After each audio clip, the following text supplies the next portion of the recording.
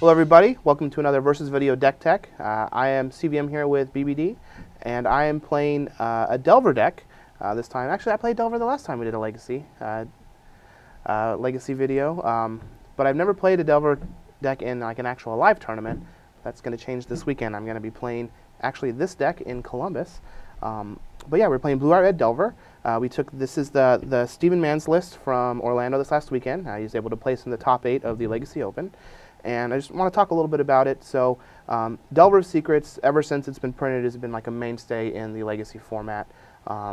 Just basically morphing the Canadian Threshold deck into Rug Delver as it was before, and now it's branched out into a few different other flavors, if you will, of Delver of Secrets.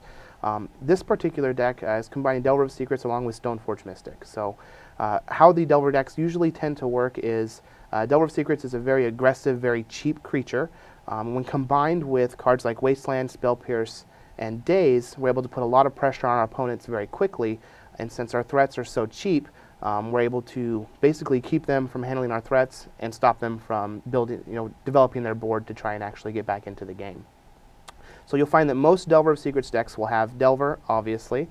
Brainstorm, Ponder, Daze, and Force of Will are usually the mainstays. Now, the reason that I like this deck better than like Rug Delver, which has been the popular deck in the past, is we're not playing Stifle. I feel like Stifle is not a very good card. It can do a lot of things, but I would much rather be aggressive and try and kill my opponent than just try to get them with the 1-mana Stone Rain. How do you feel about Stifle? Do you think it's something that's worth playing, or just a little too flashy sometimes? I like it a lot in the Rug Delver versions because those decks are a little bit more aggressive. Mm-hmm. But I don't like it here. I think if you're playing Stifle, you want to be playing a deck that's extremely quick. And Rug Delver is a little bit faster than this deck because Tarmogoyf beats down faster and harder than Stoneforge Mystic does. And likewise, Nimble Mongoose is a faster threat than True Name Nemesis. So I think for Rug Delver, you really want Stifle. You can play a 1-mana creature on turn 2 and then Stifle your opponent. Here, you're tapping out for Stoneforge, then you're tapping out for to put Batterskull into play, then you're tapping out for True Name. So I don't think Stifle's nearly as good here, since this deck has a much grindier game plan. Absolutely. And even then, in the Rug Delver decks, I still don't like Stifle in general because you have such a tough time dealing with this card when you're playing that deck. Also, cards like Stifle and Daze can be played around, and as long as your opponent is just going to be patient and play around the cards that you're representing, at some point they are going to be able to stabilize, even with playing around in your cards, because they're all cards that can't be played around.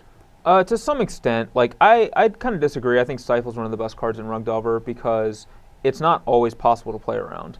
Sometimes it's actually just impossible. If you're playing against Rug Delver and you open a hand that has 2 fetch lands as your only lands, you can't play around Stifle. There's just no way to do it. Or even if it's 1 land and 2 fetch lands and they wasteland your other land, you just can't play around Stifle. And so I think Stifle's pretty powerful in that deck. I think I would not play Rug Delver without Stifle. I'll say that much. I agree with that. Not saying I think that Rug Delver is a good choice. I think if you're going to play it, you definitely want to play Stifle. But Stifle is one of the reasons that I don't want to play the deck, because I just don't think that it's doing the powerful things that you can do and should be doing in Legacy. Plus, the deck has a hard time with True Name Nemesis, and it's everywhere. Well, Stifle actually is good against True Name Nemesis because you keep them off of casting it. You can keep them off of casting it. I mean, it's pretty likely. I think it's pretty likely to be able to keep this deck, to make it hard for a deck like this to cast True Name with Stifles, considering the mana base is only 18, 20 lands. So 20 lands. A whole whopping 20 lands. Yeah. I don't have any mana creatures here, so we got to draw them naturally. Now, the other appeal to playing Blue White Red as opposed to something like Rug Delver is we get access to Lightning Bolt and Swords to Plowshares. Yep. So we get 2 premium removal spells that are very good against a lot of the decks in the format, basically. Bolt is just a very good way to handle opposing Stoneforge Mystics, Delver of Secrets, can kill Deathrite Shamans. And then we also have Swords to Plowshares to handle cards like Tarmogoyf, which normally in the Rug Delver mirror, Tarmogoyf is just one of the best cards because it's just going to be bigger than everything else your opponent's going to have. But with this, we're in a Delver mirror, but I have Plows for their Tarmogoyfs, and they don't have the extra removal spells that I have in this list. Yeah, those kind of cards are going to buy you so much time against a lot of other decks. Hopefully enough time to get True Name online, and because of Stoneforge in the deck, you can hopefully suit it up with a Jit or a Batterskull. Absolutely. And if you get either of those on a true name, it's pretty nice. Yeah. Now, there is one singleton Gitaxian Probe in the deck, and I believe it's probably in place of the 4th Swords to Plowshares, which is in the sideboard. And I am not sure how much I like it. I think I might just rather have the 4th Swords to Plowshares, but getting the information that you can out of Probe is very good. I know we've been happy with it in the Sneak and Show deck. Yeah. You know, being able to know what you have to play around, what you can play into is very valuable. I really wish that we could find a way to just like play more probes in this deck instead of just playing one, but I'm not really sure where you'd be able to find the room. Yeah, I mean, I think Probe is like one of the best cards in Legacy, but at the same time, like, you don't want to cut on real cards just to play Probe. Yeah. So this is the blue-white-red Delver deck. I almost said Rug Delver. And I'm definitely really excited to play it. I'm going to be battling this weekend in Columbus with it.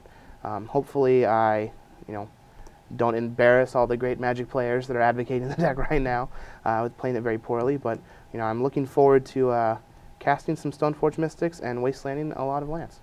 So Putting in some BBD tokens. Yeah, put in some BBD tokens. Yep. We had to get vengeance for last week. He beat me with my own token. Now I'm going to beat you with yours this week. But let's take a look at the sideboard and see what options we have. Hey everybody, we're here with the sideboard for the blue-white-red Delver deck. So we've got a couple singletons and some very powerful cards in the current Legacy meta right now. For starters, I really like Meddling Mage. I think that with everybody being so worried about True Name Nemesis, a popular strategy is just to try and ignore it completely and play combo decks, and Meddling Mage is very good against the combo decks. One issue I seem to have is I remember the artwork for that card being a black woman. And this doesn't look like that to me. No, so. We're going a little old school, paying some homage to Mr. Picula. Yep. We do have the actual Meddling Mage. But yes, the new art for Meddling Mage is an African-American woman, which, I mean, I didn't draw it, to each their own. But then we also have 2 Rest in Peace, which I think is also a very good card out of the sideboard right now in Legacy. There aren't a lot of decks that can effectively play it. And this is one of those decks that can, and I'm actually just really excited for the card. I think it does a lot of awesome things against a lot of different decks. Yeah, it's one of the best sideboard cards in Legacy right now, kind of like how it was at one point in Standard. Yeah, absolutely. We do have the 3rd True Name Nemesis to come in against decks where True Name is good. We have a Grafdigger's Cage, which is a bit of a, it's like we already have Rest in Peace to try and fight the graveyard, but Cage is also good, and particularly against the Elves deck that Brian's playing today. Yep, that's real excited about that one. It's not on my list, but we do have 1 Grafdigger's Cage. We got some blasts here, an assortment of them. You usually want to go with the split just so that you have, in case they happen to Meddling Mage one of the blasts, you still have an out to draw another one to kill the Meddling Mage if you need to. Yep. Or counter an important spell. We have a Grim Lavamancer, which is very good against, it's good against Elves, obviously, but it's also good against decks that have like Deathrite Shaman in them. It's not that bad against anything with like Delver and or Stoneforge Mystic even, so you can put in a lot of work there. We got our 4th Swords to Plowshares. We have a Sword of Feast and Famine, which is good against basically any deck that has Tarmogoyf in it.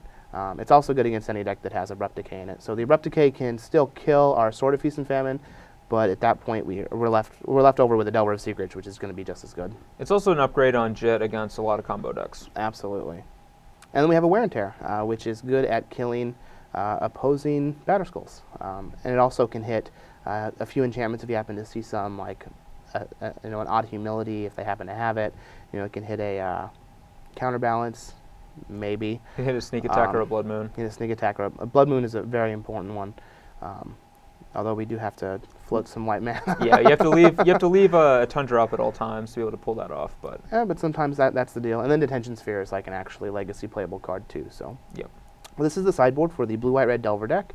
We're going to go ahead and do some Legacy battles here, and hopefully we can not embarrass ourselves since we're both playing 2 decks that we haven't actually played before. I hope we do embarrass ourselves. I really want to be embarrassed. So. Yeah, well, let's go ahead and jump into the games.